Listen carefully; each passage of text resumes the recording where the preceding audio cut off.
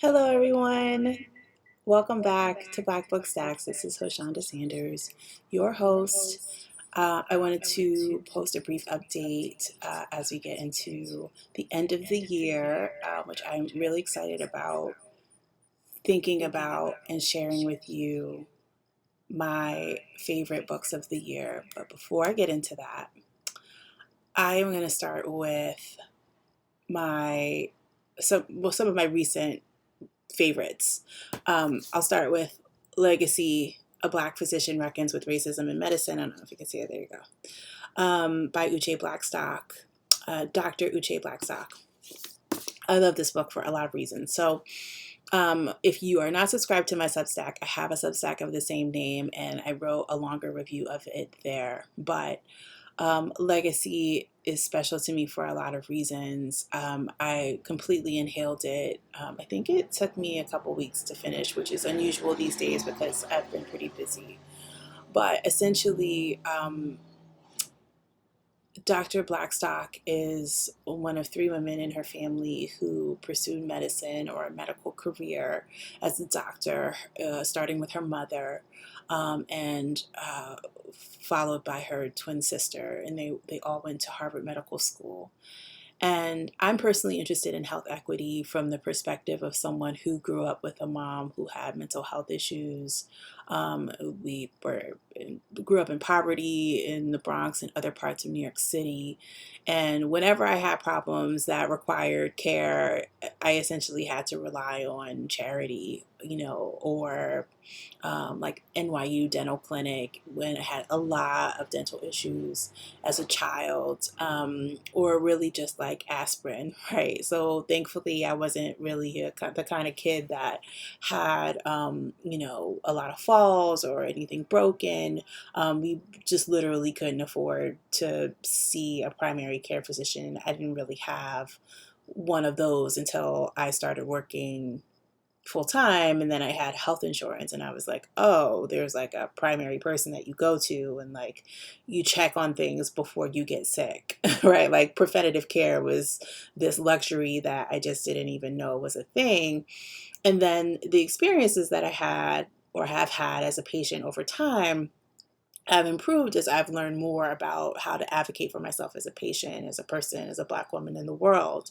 But initially, I didn't, I just presumed that the racism that I experienced in healthcare was like the racism I experienced in all other sort of areas of American life, right? The sort of microaggressions, the sort of questioning of Black pain, the sort of gaslighting of, are you sure that's what you're experiencing? It could be this, it could be that, but like not having a very accurate diagnosis until I was able to speak fluently the language of health and prevention, and advocate for myself. And that happened really when I became a speechwriter for the Office of Minority Health. And then I began looking at like the different intersections of, the dynamics at work, which I think Dr. Blackstock really goes into really well. So I don't think it's a book where I learned a lot of new things about health care and racism, but I haven't quite seen a perspective of a Black doctor talking about the system and the ways that sort of money is prioritized in terms of some of the decisions that are made as opposed to actually making people feel better. And I'm excited because I'm wearing my Mothers of Gynecology t-shirt, which is Anarcha, Lucy, and Betsy. And these were Black women who were enslaved. And J. Marion Sims, who's the so-called father of gynecology, experimented on them without anesthesia, and that's how he sort of began to hone his craft. And so, of course, you'll hear people reference in terms of Black history and American history, medical history writ large. They'll talk about things like the Tuskegee experiment, um, or Anarcha, Lucy, and Betsy, right? And that's all valuable. I think there's like there's just a really long list of ways, forcible sterilization of young women in the South that's covered in Take My Hand, which is a beautiful novel if you haven't heard it. So there are tons of stories like this. Medical Apartheid by Harriet Washington is like impossible for me to get through, but Killing the Black Body by Dorothy Roberts has pretty comprehensive look at the different manifestations of racism in our culture and in our society over time. So there's tons of books out there and data and evidence. But I think what I liked the most about reading Legacy was that it was the first perspective I had seen from that was also recent, that also included COVID and the pandemic and the racial reckoning, and this current period of time, as part of this continuum of fighting for health equity. So that was really valuable. I also recently read Recognizing the Stranger on Palestine, a Narrative by Isabella Hammad, and it is beautiful. It's just like really jarring, pretty stark. It's 80 pages about that. I highly recommend it. I also read The Message. My Substack has a review of The Message on it that has gotten lots of attention, which I really love. And, you know, I won't say much more about Palestine and Gaza, but there's a line in the book, Recognizing the Stranger, that I can't get out of my mind, which is that 10,000 dead children is not self-defense. And there's other stuff in this book, which is also really in part about craft and story and what elements of a story, specifically this moment of recognition when you realize that something has changed for the main character, we either pay attention to or we look away from. And that's connected to Ta-Nehisi Coates's book, The Message, because there's a similar reflection about what we choose to acknowledge as genocide, what we choose to acknowledge as worthy of our very split attention spans, and what we view as insignificant or something we can't do anything about, therefore we're just not going to look at it. So I highly recommend that as well. And finally, I just finished in one sitting We Will Rest, The Art of Escape by Tricia Hersey. And she wrote The Rest is Resistance. She's the founder of the Nat Ministry. I'm a big fan of hers.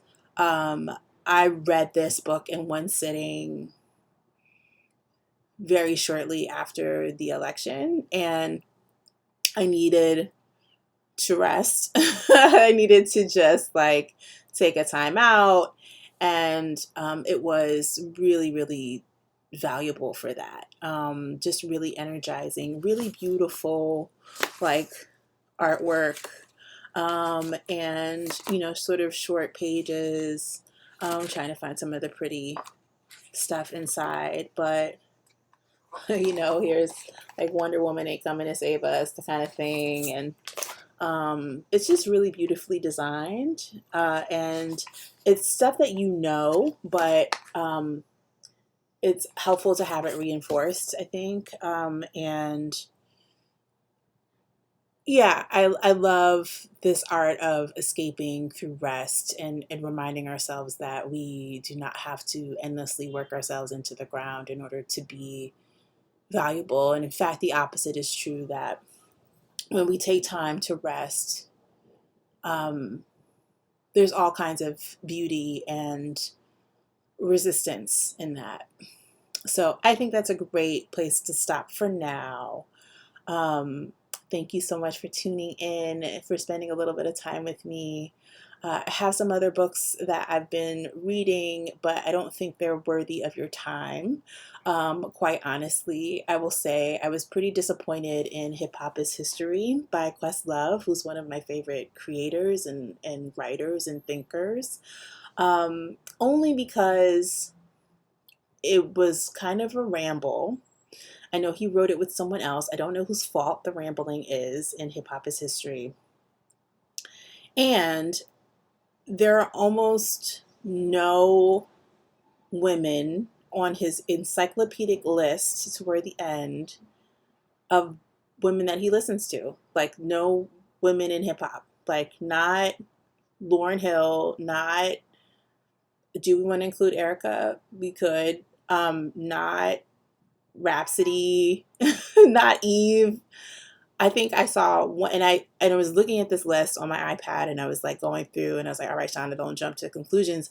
And then I think the only name I saw was like Foxy Brown. And then maybe by proxy, because of Quell Chris, who's Jean Grey's husband, Jean Grey. But like, other than that, there's like no women represented in terms of what he listens to.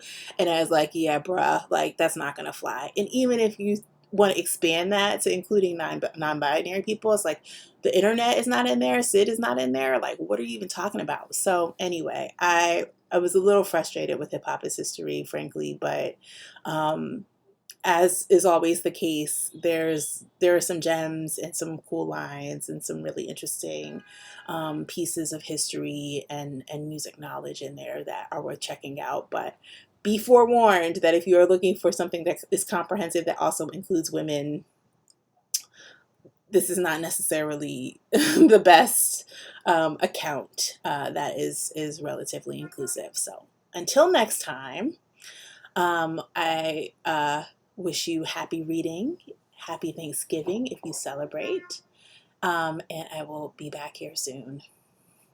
Happy reading.